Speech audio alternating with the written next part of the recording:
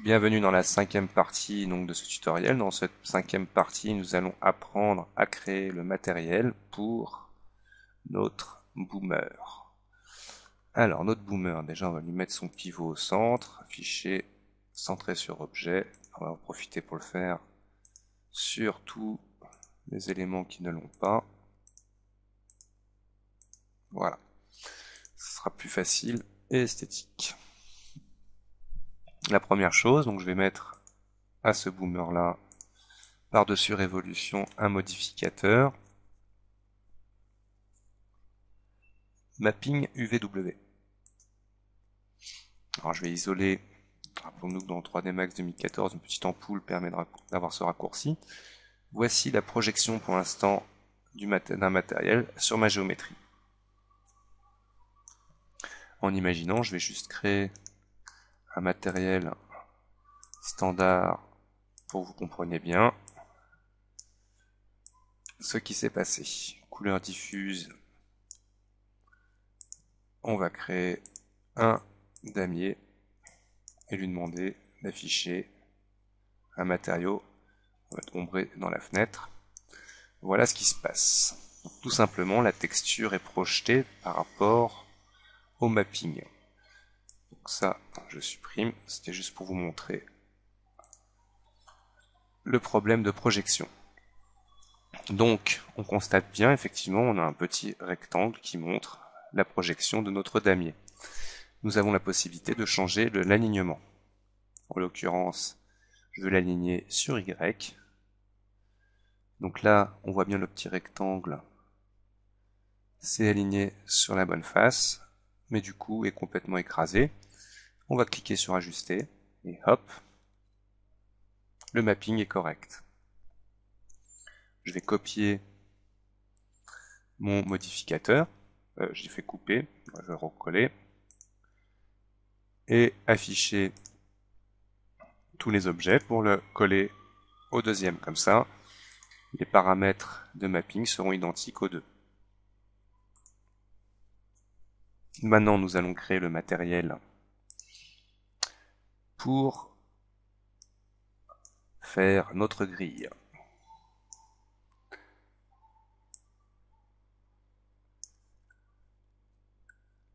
Alors, nous allons travailler avec les matériaux Mental Ray.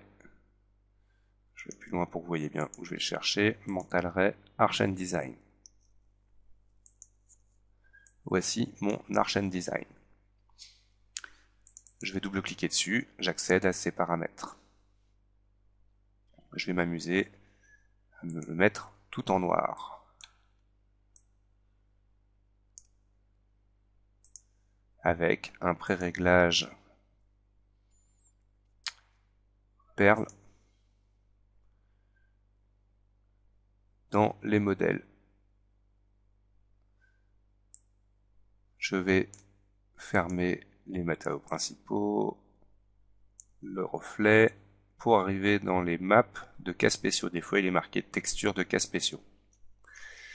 Ce qui va m'intéresser, c'est la partie découpage. Alors déjà, je vais appliquer mon matériel par le petit point du nœud de mon matériel directement sur mes géométries. Et dans découpage, venir paramétrer une map standard rampe dégradée. Double-clic dedans ou je la sélectionne, je fais OK. Je vais demander à cette texture d'afficher un matériel ombré dans la fenêtre et pas au matériel. Je le fais bien à la texture, à la map. Parce que sinon, si j'affichais ici le matériau ombré dans ma fenêtre, je verrais du coup directement mon dégradé, ce qui ne m'arrange pas. Donc là, j'affiche uniquement la texture. Dans les paramètres de ma texture, donc voici les paramètres de la rampe dégradée. Je veux, dans un premier temps, créer une bande blanche et tout en noir à côté. Ici, nous avons des espèces de petites clés, des petites poignées, qui nous permettent donc de choisir comment agit notre texture dans la fenêtre. Donc là, on voit, je maîtrise tout simplement de gauche à droite mon dégradé. Nous pouvons le mettre en mode radial. Et voici le magnifique dégradé qu'on obtient pour le moment. Je vais choisir un petit clic à côté, automatiquement il m'a créé une deuxième poignée. En double-cliquant dans ces poignées, cette poignée-ci, je vais la mettre complètement blanche. Ok. Double-clic dans la petite poignée qui est à côté, complètement noire.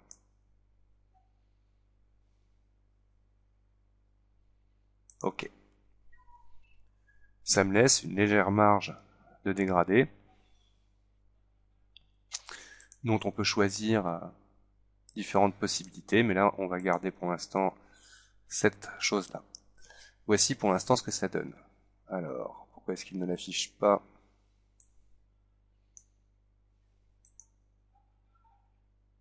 Ah oui, oui, c'est logique. Tout simplement parce que comme il a la même taille de mapping, l'alpha pour l'instant n'est pas visible sur cette partie-là. C'est complètement logique. Donc bien évidemment, nous allons nous attacher maintenant effectivement à multiplier le nombre de recouvrements. Je vais mettre 10 par 10. Les flèches haut et bas du clavier permettent de passer d'une case à l'autre pour obtenir ce motif. Bien évidemment, là on pourrait mettre 30 par 30.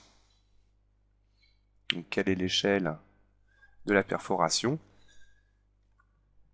Je vais zoomer pour que vous voyez mieux le résultat.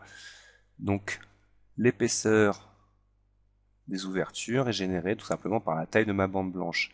Si jamais je décale un petit peu tout ça, alors ça mettra toujours un petit peu de temps à se décaler.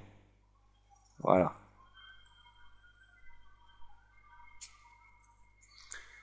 Alors tout simplement maintenant je vais demander à mon matériel d'afficher texture ombrée dans la fenêtre. Et voici le résultat.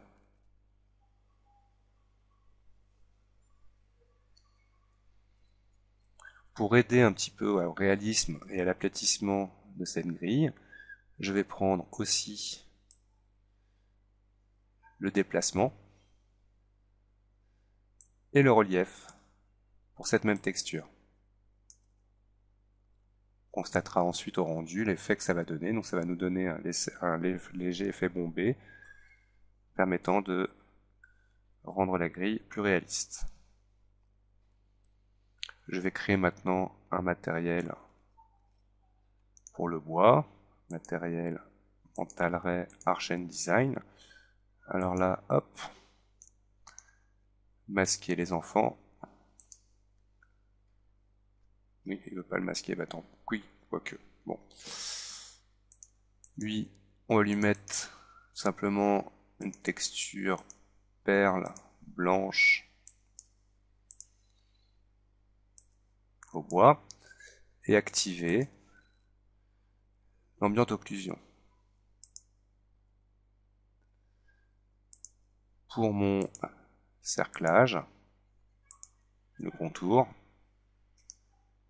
matériel Mental-Ray, je suis plus dans la fenêtre, matériel Mental-Ray, toujours Arch Design, je me suis trompé, c'est pas celui-là que je veux, je le sélectionne, je le supprime.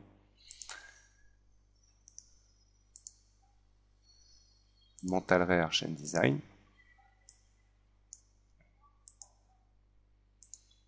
Donc là, je vais les réaligner, hop, comme ça c'est plus facile. Alors ça c'était quoi? Je sais pas d'où sortent ces bitmaps. Voilà. Donc lui, on va lui demander d'être en chrome, ou métal brossé plutôt. On va masquer les maps.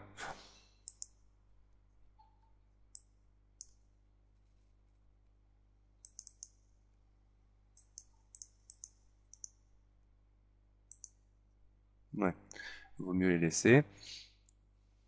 Ok. Matériaux Mental Ray Arch Design, le dernier. Pour les membranes, on va prendre l'option caoutchouc, en cochant aussi permettre l'amélioration des contours.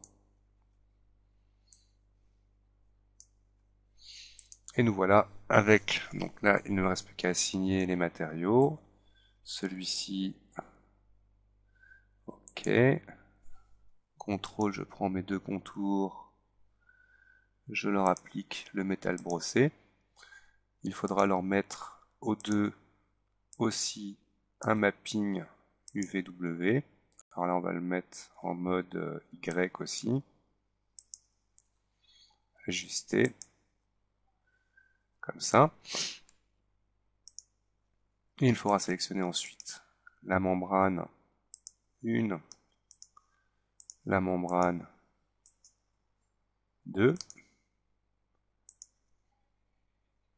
pour obtenir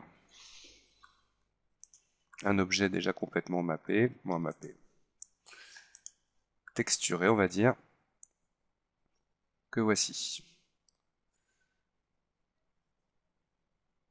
Alors, dans une dernière vidéo, nous apprendrons à mettre en place un petit éclairage avec un sol et quelque chose permettant d'habiller nos reflets.